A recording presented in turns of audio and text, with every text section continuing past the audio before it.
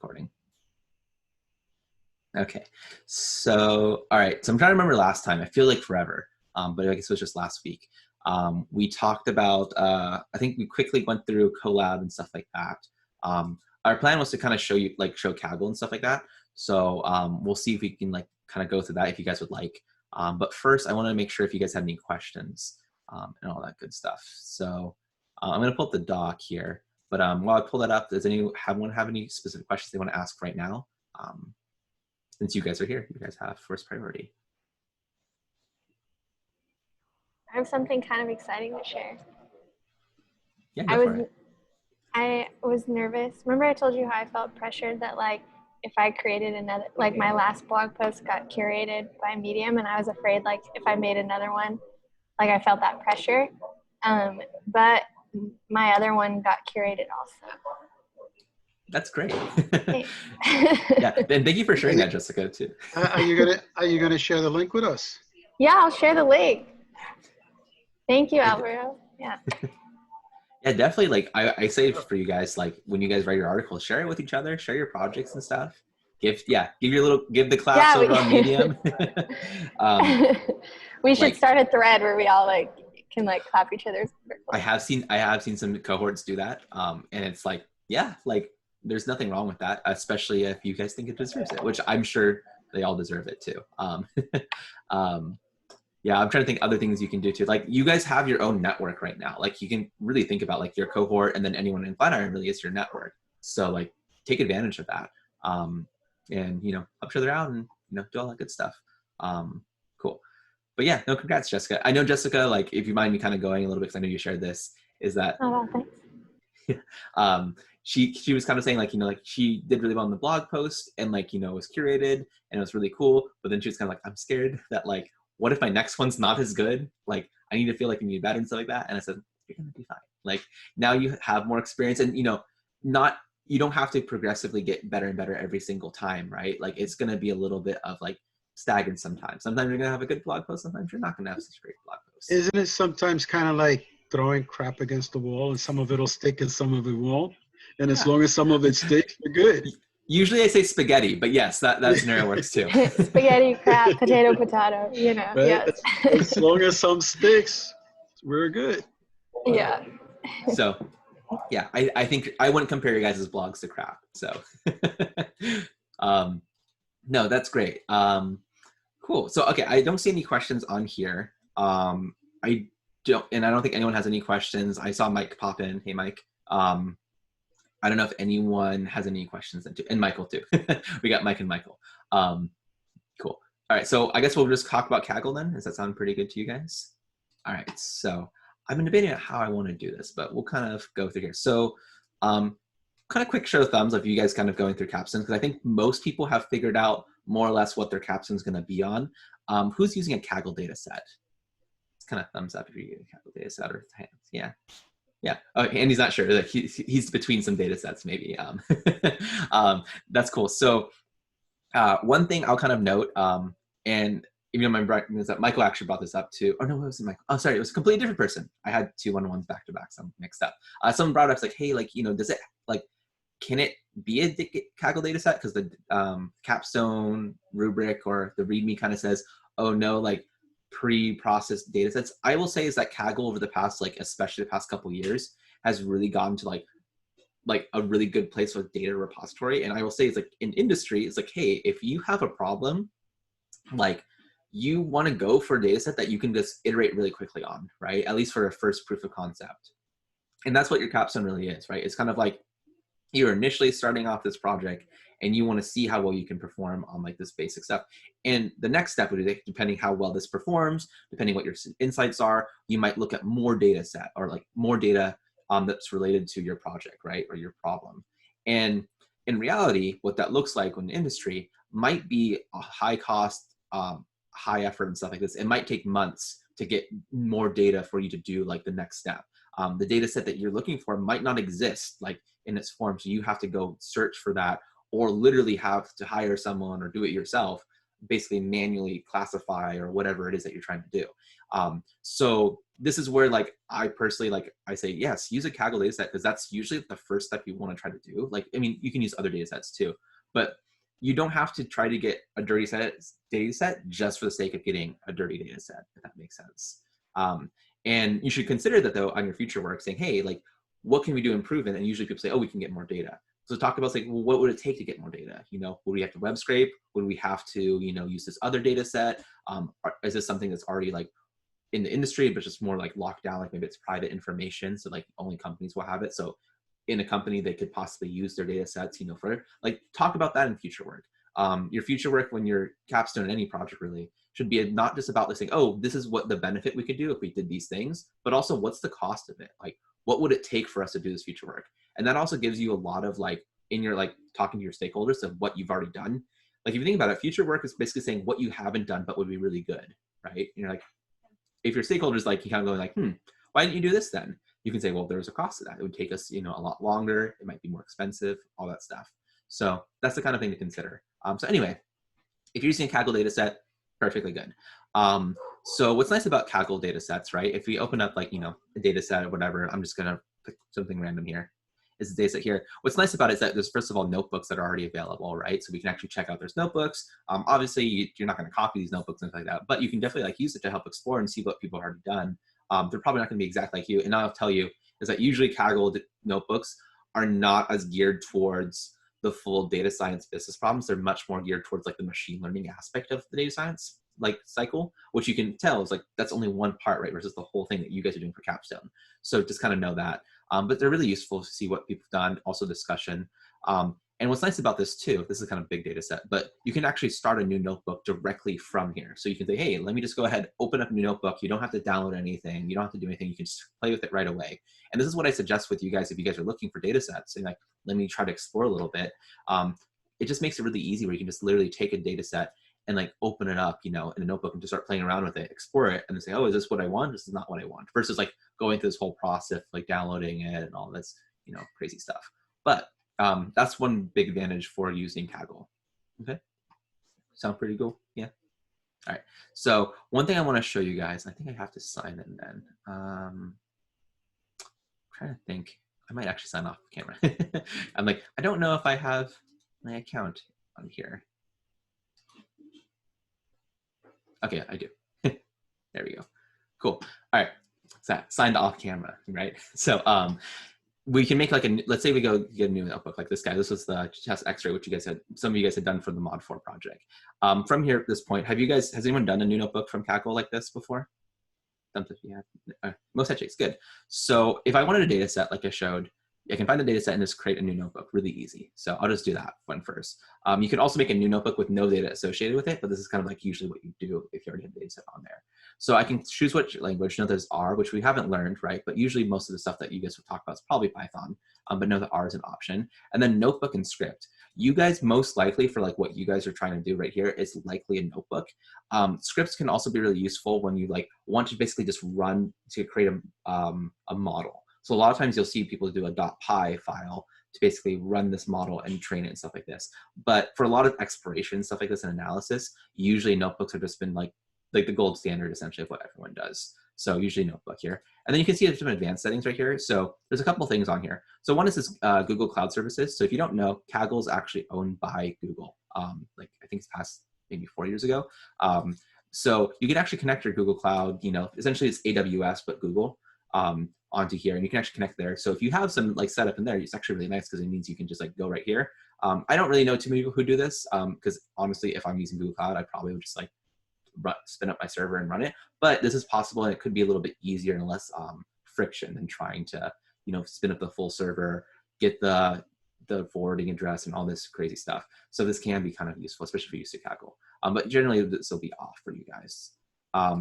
Accelerator. So accelerator basically is like, oh yeah, go ahead. No, I'm saying that little icon I already recognized from Google Cloud. That's a compute icon. That's right, yeah. So you see the little hexagon with the little, was it yellow, red, and blue color? Oh, no, the one next to accelerator. Oh, you're talking about this icon. Oh, I gotcha. Yeah. Yeah. So yeah, this is this right here, like the CPU, right? Like you said, compute. Yeah. And this guy right here, Accelerator, is kind of like Google Colab when you had like the thing with the runtime, right? Change the runtime, and it's literally like the same idea. Which again, Colab's also owned by Google, so like it's all Google everywhere apparently.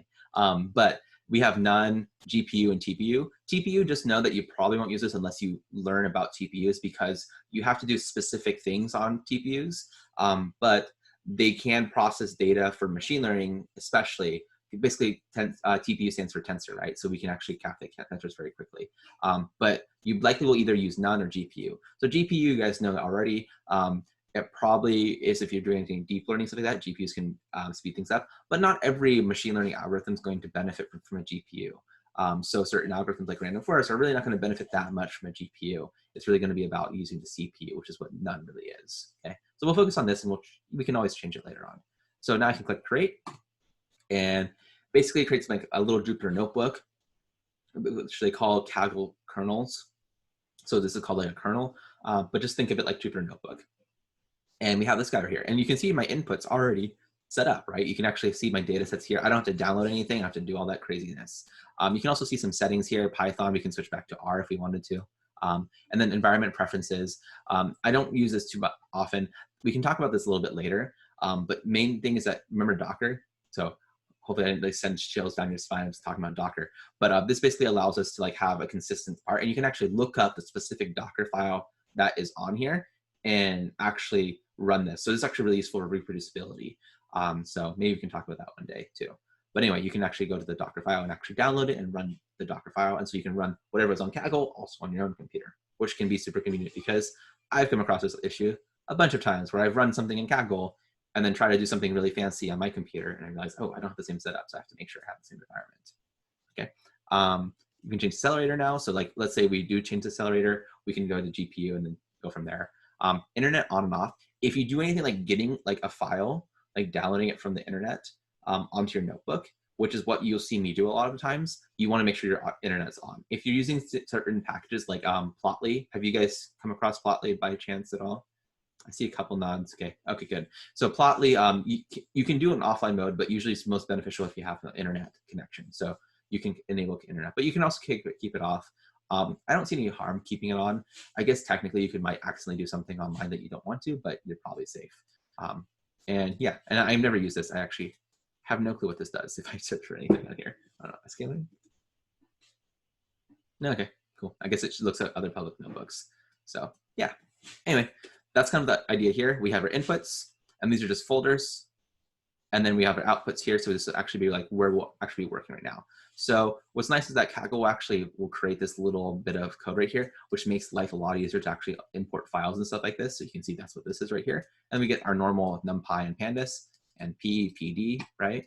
And so if we run this guy, you can see basically it's just loading in the data saying, hey, like have this directory name. So we can actually walk through here and making sure we can see all the different parts that are here. So just kind of showing you a little bit like, oh, how we can input files, okay? Just to kind of give you guys a little bit, we can always run like command lines right in here. So remember exclamation mark, and let's say PWD, which says your like your working directory. You can see Kaggle working, which is right here. So for example, if I were to put like, let's say this is command, right? This is like bash, so not Python, but touch new file.txt. Run that, and you can now see if I refresh this little guy, it's using new file.txt. So this is kind of like where we're writing. So if we like, for example, like do something like df to CSV or do model.save, this is where all this information will be. Okay, sound pretty good? Cool. If I wanted to look at the files that are in this input right here, right, I can do ls like this, and you can see like, hey, like I'm down here, right? So I have to go up a couple levels. So if I can actually go navigate through here, you can see, oh, there's input, and I can go into input. There we go. It's a little slow. Oops. A little delay here. There we go. And you can see this is the folder, chest ray, or chest x-ray, not chest ray. Okay. And then there's the other folder. Oh, that's right. There's like nested folders in here. And note that I'm just clicking tab. That's why that thing pops up. Oh, chest x-ray. There we go. And you can see all the different files right here. Okay. So look at me. That's funny. They had a little Mac OS. I don't know what's in there. Okay. So that's kind of like how you can get stuff, and you can run stuff on here. If I were to do something like, download a file, I could download directly on here and it would end up actually in this output because that's where my current directory is, unless I specify, save it in the input. Pretty good? Yeah. Any questions so far? All right. I just looked at this the first time. I didn't realize that the Kaggle version of it is only 1.15 gigs. The full set is like 8 gigs. Close to you're talking about gigs. this? Yeah. Yeah. That's right. This is a smaller set. The just X-ray is actually a smaller data set for what's it called? It took from the original, which was 8 gigabytes, like you said. I can't remember if I don't think they downsampled it. Maybe they did, but I know it's a larger data set. But that's where they might have downsampled it. I don't know if this is a balanced set or not. The other one was extremely unbalanced. Yeah. So that's where it's useful. Like this, for example, they actually added more information since I've last seen this. But you can see here is that sometimes they'll actually put content on here in the data set. So this is all generated by other people on Kaggle. So sometimes it's really useful because it actually tells you, hey, what's this data set containing? What's the content of this? What's the original source and stuff like this, licensing. So this is really important. For example, if you are looking for a business or whatever, say, hey, can we use this data set for our stuff? Or usually yes. So anyway, that's kind of the idea there. Yeah. So, okay, we got this notebook in here. Looks pretty cool, right? So one thing you might want to do though, is you've been using your Git, you can GitHub on here, connecting to Kaggle, all that good stuff, right? And so you might also have some libraries that you don't have on here on Kaggle that you are using. So you can actually do pip installs here. So you can do pip install and then whatever you want, right? So I'm trying to think of a good one. I can think of, I don't know. This is not really a library. This is just a useful tool, but you can see I can actually install this and you'll see it just like the command line. Well, it's taking a while for it to run, but it'll basically run that and install whatever you have and everything. So sometimes you'll see this at the top of people's files to make sure that it's installed. Okay, I'll just stop this. I have a question. So what's the benefit of doing this on Kaggle? Yeah. So yeah, that's kind of a good question, right? It's okay, cool, I can do this on Kaggle, but why would I do this? With the way it's set up right now, probably not much other than the fact that it's on Kaggle and you can access it, the data file here versus downloading it. One big thing that for you guys probably for training is that you can change it to a GPU and then actually use a GPU. And you actually have, in this case, I have 41 hours per week. Sometimes it changes a little bit depending on where you're at, how much is available. But you'll have 41 hours of training. So you could actually have this train and run it on here. So if your computer doesn't have a GPU and your project doesn't require it, you can use it. It's just like Google Colab. The other benefit of this is that, which I'll show you guys in a second, is that you can use the Kaggle API to actually work on your stuff and then just say, hey, here's my notebook. Take my notebook and just run it in Kaggle kernel. And then when it's done, be done, basically be done with it. Which can be super, super useful, especially if you're doing iteration over and over and over again. So I'm going to show you guys that today a little bit, but that's the main benefits. Another benefit, if you just want to do a quick, what's it called? Your data set here on Kaggle and just open it up real quick, it makes it nice and easy. Adding data on here, it usually takes a little bit more work because if you do want to upload your own data set, I believe you have to create a data set on Kaggle to do it, which is kind of annoying. If I'm being perfectly honest, you can connect it with other things if you have a direct link and you can say, oh, connect this data set. But again, in the end is creating a new data set, which is, again, I don't know, Kaggle's I'm kind of come on, Kaggle, don't make me load things into you if I don't want it, but it's not that big of a deal. So yeah, that's the main benefits. Okay, any other questions? At least what we've seen so far? And you guys can always play around with stuff. Cool. All right. So let's see. Okay, so no problem. Okay, I went to the little public API here, documentation under Kaggle. And so the main thing we're going to look at is interacting with notebooks. And so you can see a little bit of information. I'm not going to read this whole thing. You guys can read it on your own time, right, and kind of go through the whole details. But the main thing is that we can actually install the Kaggle command line tool and actually use the Kaggle API and have it run kernels for us, kernels notebooks, right? And that means we can actually do stuff on our own computer, change things up, right? You know, maybe you're more comfortable with Jupyter Notebook, you have your own system kind of set, and then push that to Kaggle, and Kaggle will run it for you. And then you can actually download those results afterwards too, which is, again, can be super, super useful. So that's what I'm going to kind of show you guys in a little bit. I'm not going to go through the whole process of like setting this up because it basically tells you how to do this. But the main thing you have to do is install Kaggle's command line tool, which is really easy, whether you have Mac or Windows. And then we'll have to initiate, like saying like this is going to be a kernel that we want to like run. That's what this guy is right here. So Kaggle Kernels initiate will initiate -p is saying, okay, this is going to be the path, and then the path to the kernel. So if you're in the folder, you just like do -p dot, and it says, okay, whatever's in here, that's what's going through. The main thing is that we're going to have to do is actually modify the JSON file that's in here. So I'm going to show you guys that in 1 second. Sorry, let me just pull this up. I know you guys can't see this right now, so.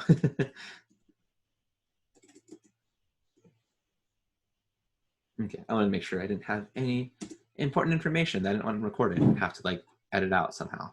All right, so I'm going to share my whole screen here, and we'll go from there.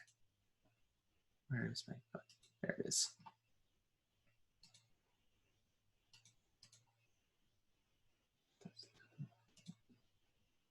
I have so many windows open sometimes, it just looks crazy. Okay, can you guys see, you guys see this part right here, my mouse? Okay, I see nods, cool. All right, if I move my window right here, can you guys see yourself? Like, yeah, okay.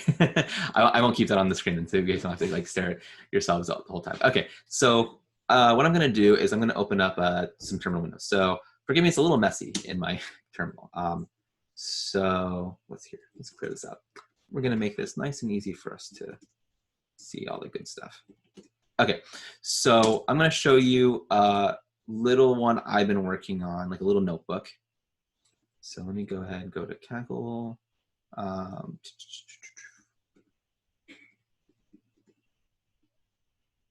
There it is. Okay, I can't remember the note. I think it's cloning. Yeah. So I'm just pulling up my notebook that I've already had. Let's see here, cloning behavior. There we go. Okay, so I have this little notebook here, and you can actually see I've had a few versions run on here. And basically what this is right here is like a little project. I thought it was kind of interesting. It's basically to clone driving behavior based on images. So basically using convolutional net to do a regression problem, which is kind of fun. And so it actually uses a little bit of, like, I'll show you what the images look like. These are what the images look like. It's from a simulation and says, okay, like what should you do? Like, how should you steer? So like based on this image, the model is supposed to predict, do I turn left, right, by how much? So that's kind of the idea on this project. So this is really useful, but like my computer's a MacBook, you know, MacBook Pro doesn't have a GPU. So I could try running this and it'd take me minimum like an hour to like run, you know, like 10 epochs, which is not super ideal. I want to be able to iterate really quickly. So, and also like when I do that, it, you know, it kind of takes up all my other resources. I can't really do much on my own computer. So what I can do is actually, okay, I have this guy and I actually have the GitHub resource. Let's see here. Well, okay, let's go to my profile. There we go. And all right, so I actually have my repo right here. And so there's a bunch of different ways you can do this. This is actually from Udacity, by the way. So that's kind of like why I'm playing around with this, which you can find. If you want to, if you're curious on this problem, you can actually find the data source and like kind of like what they're talking about right here. It's all freely available. But you can see here, basically, this is what I want. And I actually am training this model right here, or using this notebook to train my model. And that's essentially what I will have on Kaggle. So you can actually see a little bit like what I've been doing and stuff like this. Like I've been working on all this good stuff. So I can go to my Jupyter notebook. You can see a little bit of what I've been doing. And so like normally what I would do is like, okay, I can write my stuff here. This is kind of like maybe your project, right? You do your stuff, you save and stuff like this. And then you get to the point where like, I want to run this model. You're like, I don't want to use my computer. So that's where we can actually upload it to Kaggle, Kaggle's kernels and actually have it do all the hard work for us. So I'll show you guys that now. So the first thing is after you get this metadata, like I said, setting it up, you'll have this kernel metadata, and this is where you'll actually edit different stuff. So you can change things like the cloning, like where it's going to save to, so you can actually define what is going to be the URL that you're going to push it up to. So that way, it requires this because it needs to know where it's going to push up to. You can also make this, we can also make this private. So you can make sure, like, for example, it's like, oh, it's not something I want to share out with other people for whatever reason. You can make this true.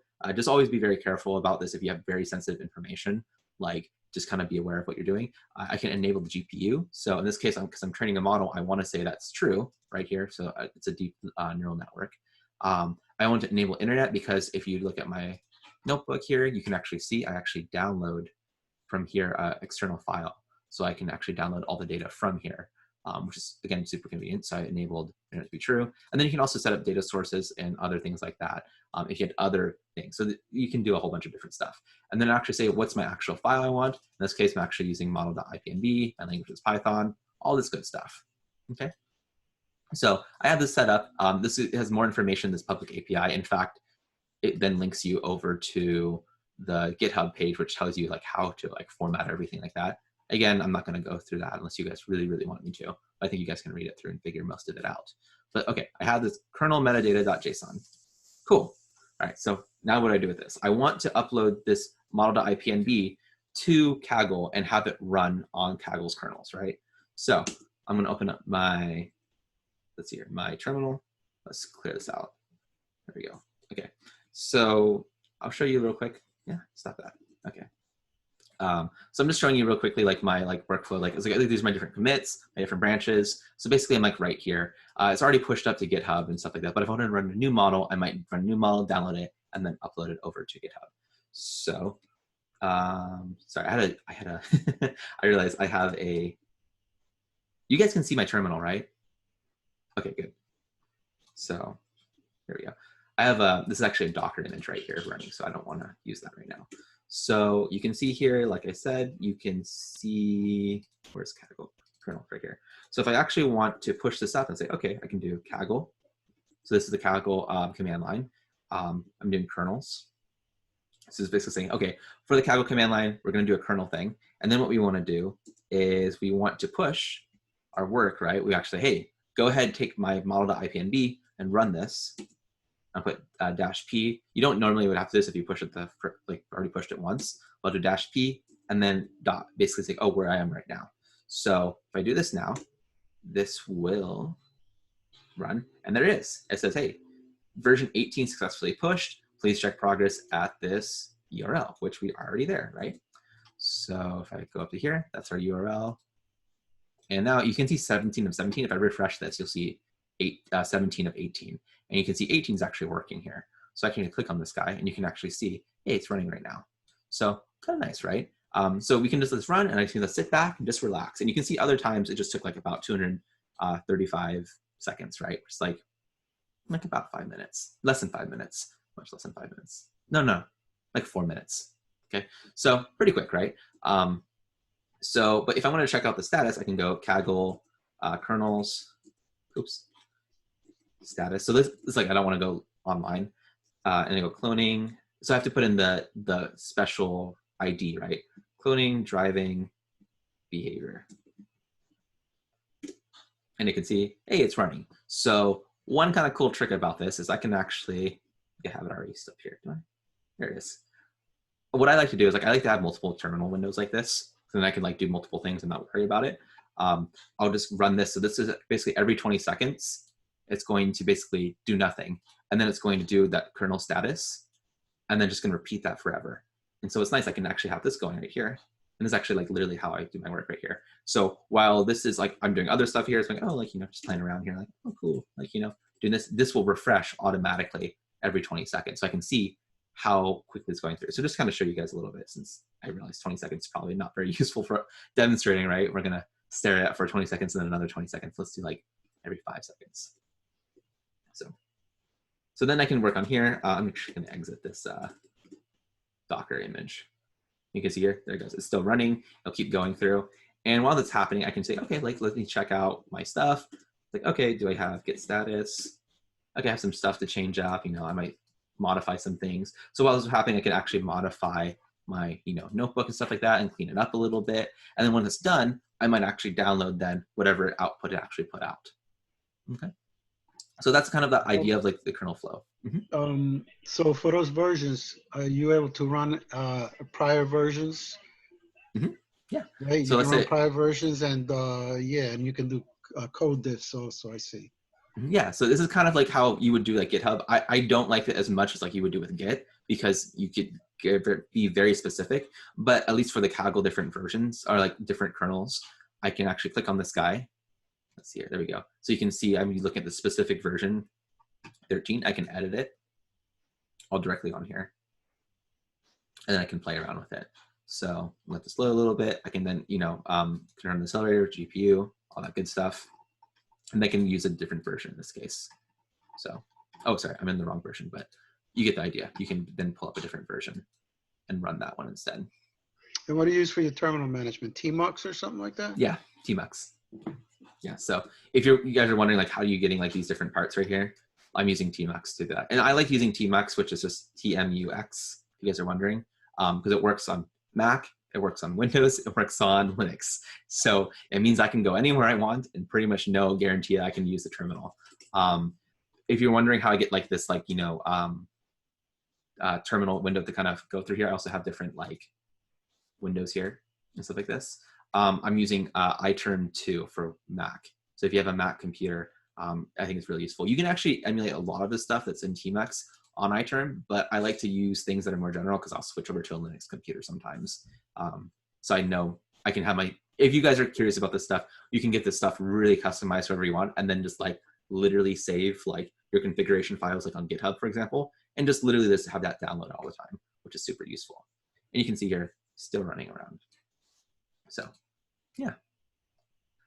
Any questions? Hopefully that kind of give you an idea of like how this can be useful, especially like a little bit easier versus like, I don't like the idea of like uploading and then running it and then waiting and then downloading it and then doing stuff on here. I can just do it all directly on my terminal. I can just, on my computer without having to open up stuff. Now, to be frank, is this something that you guys will likely do for your capstone? I would not suggest it if you're not feeling comfortable with it. I don't want you to learn a whole bunch of new things just to do it, but this kind of shows you a little bit of like what the power you can do for other projects. And I think as you kind of like get used to doing some of the stuff, it can be really useful. If you are using Kaggle Kernels, I would strongly suggest using like the Kaggle Kernels command line tool, because you can do this very quickly and not have to like, what's it called? You don't have to keep uploading and downloading, and all that good stuff. And what's nice about this too, might talk about this maybe, well, we can talk about it now, is that one thing you'll notice is if you're looking carefully on my most recent version 18 and everything like this, you'll see this guy right here, like, hey, like this is the data file. If you notice this right here, and you're like, what is this data file coming from? And this is actually, I think it's like the coolest thing. That's like kind of a nice hack that, to be honest, I found out relatively recently, like the past like couple months. And I didn't know about it. And I'm like, wow, this changes a lot for GitHub or for data science stuff, is that if you have a relatively large file, like maybe like a gigabyte, 2 gigabytes, right? Nothing too big, but like, it's like, that's not something you want to load onto GitHub. What you can do is actually connect this to what we call a release. And what you can then have at that release, you actually can upload what we call like, they call them binaries, basically the things that are like pre-compiled programs, because GitHub, it's not really about data science, it's about software development in general. I guess technically goes even beyond that, but you can have release times, and basically the idea with binary is you can have something that's already pre-compiled, so you don't have to like download all the code, run what we call a compile, basically make it like a package thing, and then run that thing. You can just download like the application, right, the program itself, and just run that directly. So if you're on Mac, whenever you like have these things, these are like all binary, so you just install it and it's just like, oh, I have this little package. So this is kind of a cool hack, is that what we can do, instead of uploading like a compiled file, I can upload my data, and then I can download my data whenever I want without ever having to worry about taking up too much space on GitHub. So it's kind of, it's not really a hack, but it's just kind of like a really cool way to do this. So if I go to my my GitHub profile right here, or my GitHub repo, you can see here on the side, here's releases. So if you guys ever see this, you can see like a create new release and whatnot. If I click on here, you can actually see I've already done this a little bit. And what you can do is make different version numbers for what kind of like what you're doing and stuff like this. And what you can do here, like you can see this guy right here, under assets, I can actually keep this URL, and you can see on the bottom of my screen that data.zip file. I can actually take this link right here, copy link address, and I can actually now feed this into my notebooks, and now I can have those notebooks run, and it can run that data. So for example, if on the very first version I had here, you can see it's that I had a different data.zip. This is actually a very different data. For example, this is the data provided by Udacity, which is actually a URL link, but sometimes I like to be able to, like if this link breaks in the future, like you can see it's from 2016, who knows if it'll be there, next year, right? I can download this data, have it here, and be able to reference it every time. So someone could go back to this point in history in my Git history. You can see a little bit where this looks like. It can go to this history right here and actually run the whole model from here using this data or whatever I have. This can also be really good. For example, you can upload. So for example, let's say I have this data.zip. It's like, well, I want to upload the model. So I have a new model that's trained here too. I can actually go ahead and see attach binaries by dragging and dropping them right here.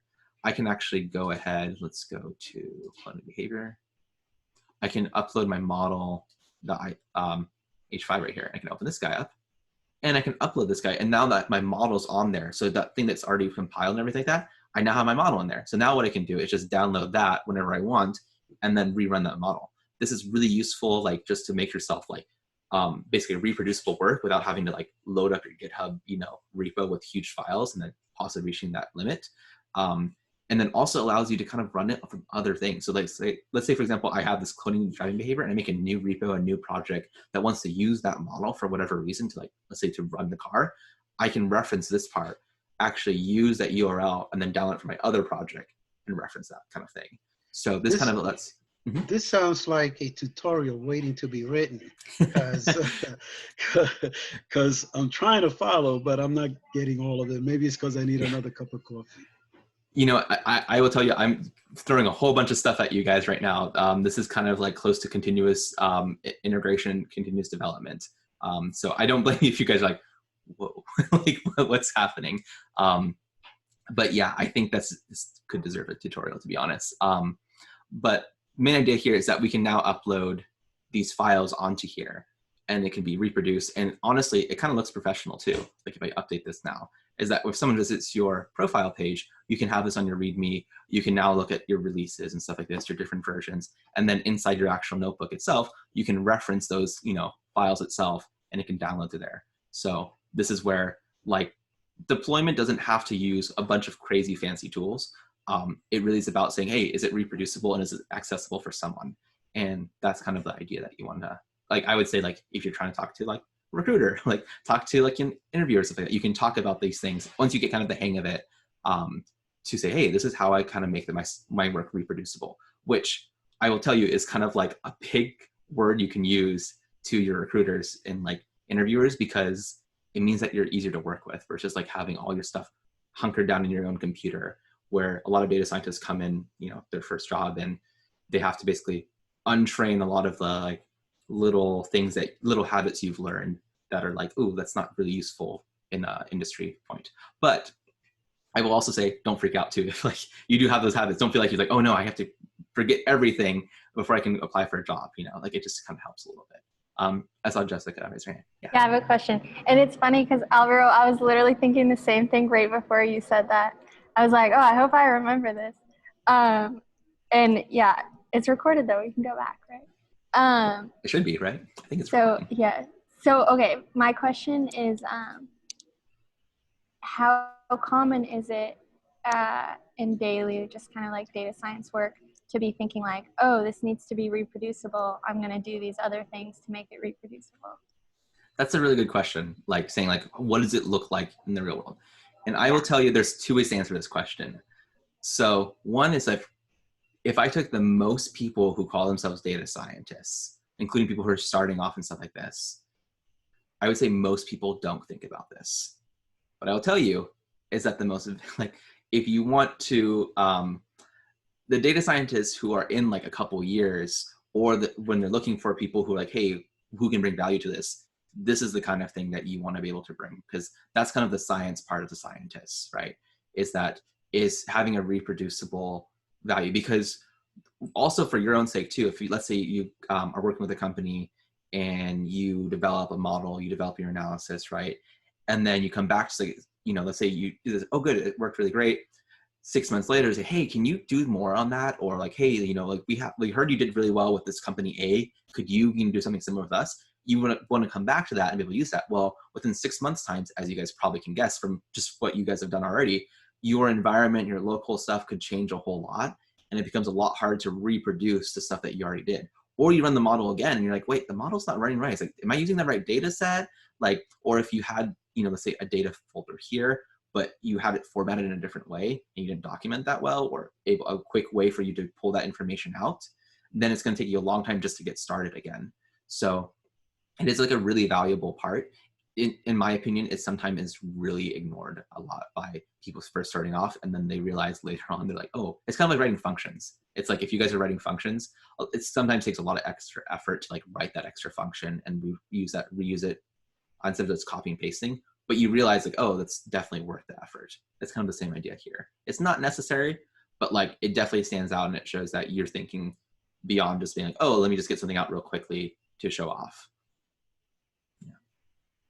And so then, thank you for answering that. And so, like for yourself, for example, or anyone else, like, well, for yourself, do you do this with every project?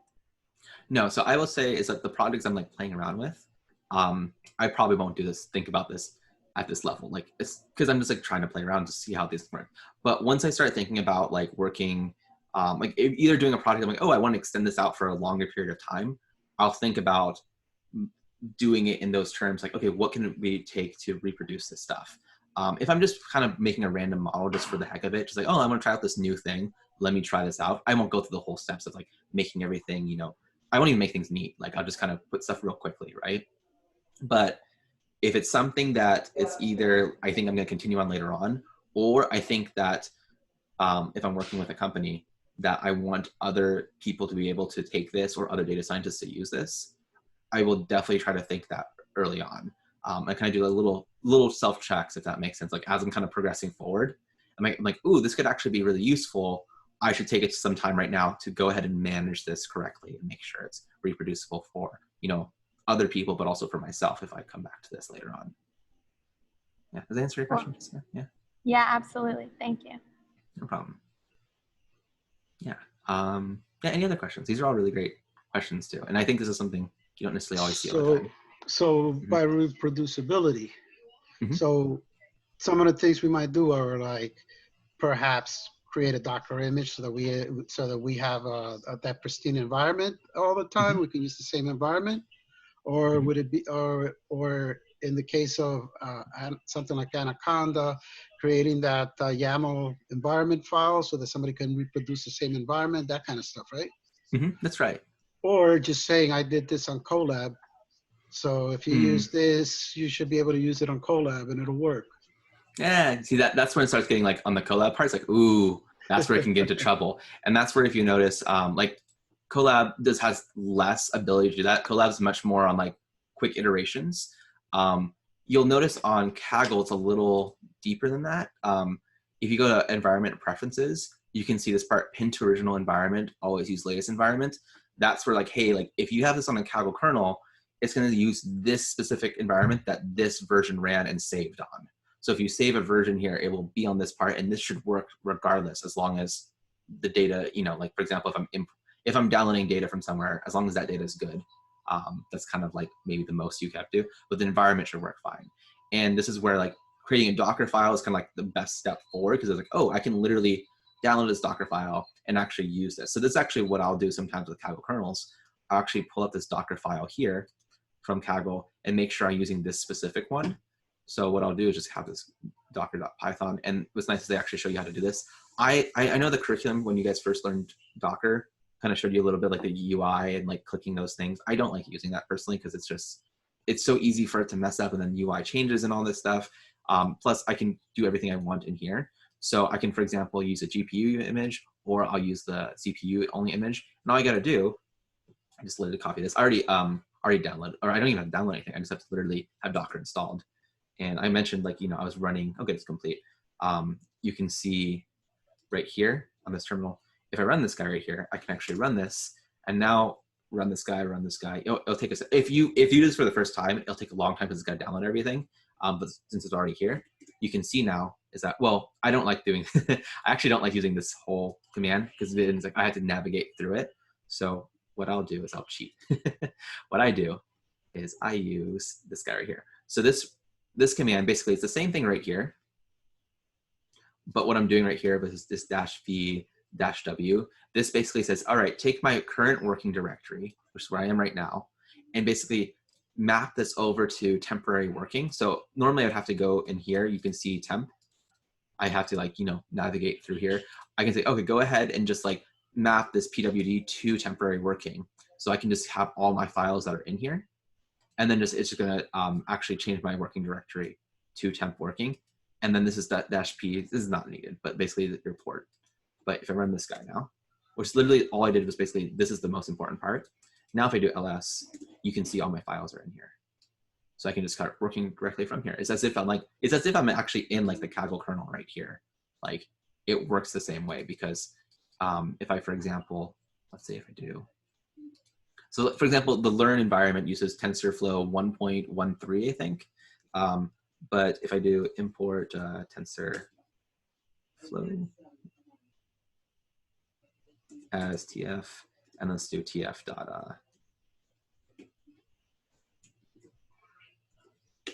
oops, there we go. You can see 2.3, right? So what's nice is that if I run here, you can see that's my working directory. If I do the same thing, let's just do Python, and then do the same import TensorFlow as TF. What did I do? Forgot the T. Import with a T. Yeah. So then if I do TF dot version here, you can see 2.3 already set. But if I exit out of this, remember I'm in the Docker image right now. Let's go over here. So you can see here, I'm in the base conda. If I wanted to source activate, learn environment, takes a second. But if I do Python on here, oops, shoot. First of all, I think that's version 2.7. There you go, right? And then if I try to run the same thing, import TensorFlow. Wow, don't like me today. Import TensorFlow.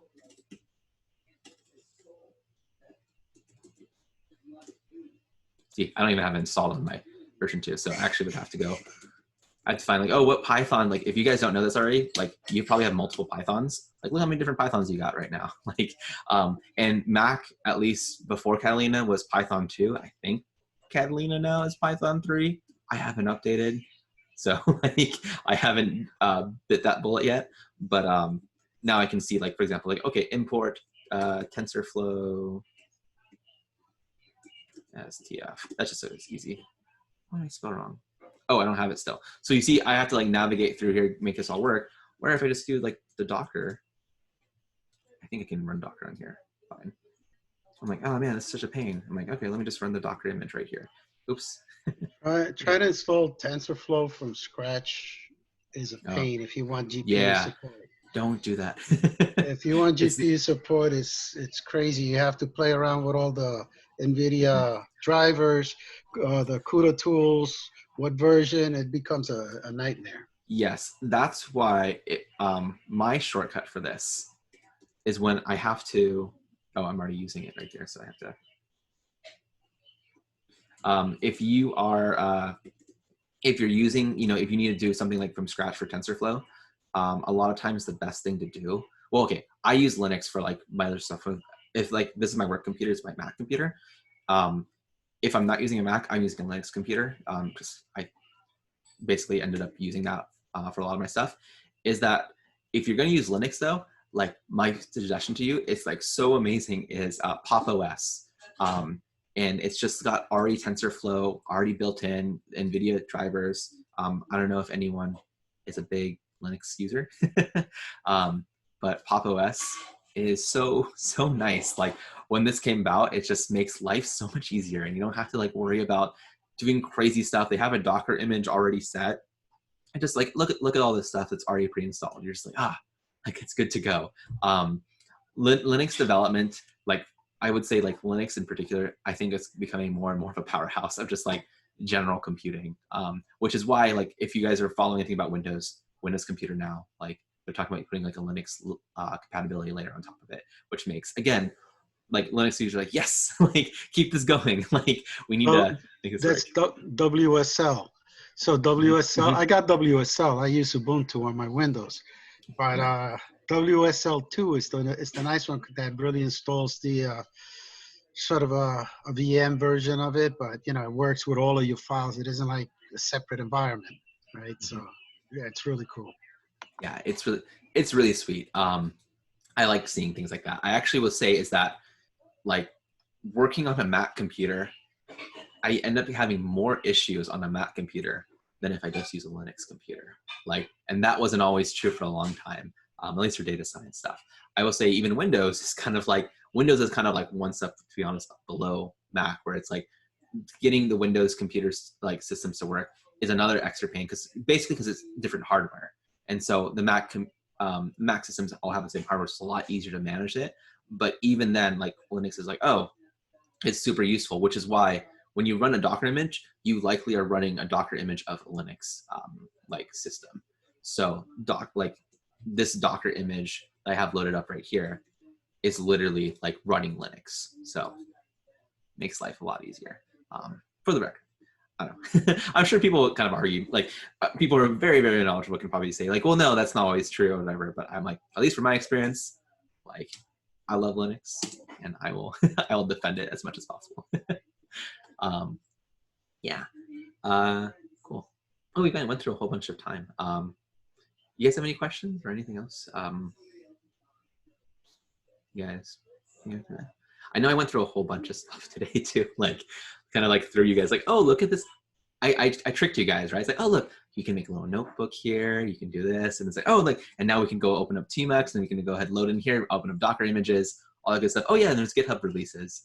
But I wanted to expose to you guys what's possible at least. And that way, you know, as you guys start going forward, you can know like oh, what you can do, for example, especially with Colab and Kaggle Kernels and stuff like this. My biggest suggestion to you guys is making sure you guys do frequent Git commits. The biggest thing that you want to do when you're doing those frequent Git commits is, I really suggest is making like a data folder. Where am I? Do I have data folder? Yeah, have a data folder and putting your data in there and then setting up your .gitignore. You guys know .gitignore now, right? Yeah, set up your .gitignore to ignore the data folder. And that way you don't accidentally upload your data in the middle of like, you know, doing your commits and stuff, which then makes this huge bloated repo. Or what happens a lot of times, people will add the whole file in there or all the data in there, keep doing commits, and then they do a push after like 5 commits. And they're like, oh man, like there's this one part right there, and you can fix it. It just takes a lot more effort. Where literally you'll say, I just burned it all and just started over, because it's just easier to do that versus like do that. But then again, it's about reproducibility, being able to, hey, what did you do in your commits?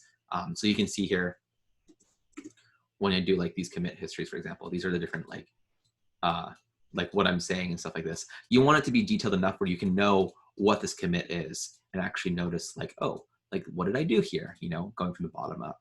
So, you know, practice good Git commit messages. Don't just put like changes or, you know, fix. And it's like, what did you fix? Because you'll forget. If you get good at this, like making frequent commits, actually like saying good messages, it's a really powerful tool that you'll find. Like, again, it's about reproducibility. You can like, I've had cases where I've literally like almost a year later, someone say, hey, like you worked on this problem, you know, like, can you get through this? And they were even like, kind of like, are you sure you're gonna be able to like get back started in this? And I had my whole Git commit history and like pulled it right up and it's like, cool, yeah, ready to go. And it was like done within a week versus that they thought it was gonna be like another month. So if you can do that kind of stuff, like you become really valuable as data scientist or, you know, machine learning engineer, whatever you're doing. Cool. Yeah. Cool. You guys have any other questions? I'm kind of at that time now, but no. All right. Well, I can end it here. I'll stop the recording here.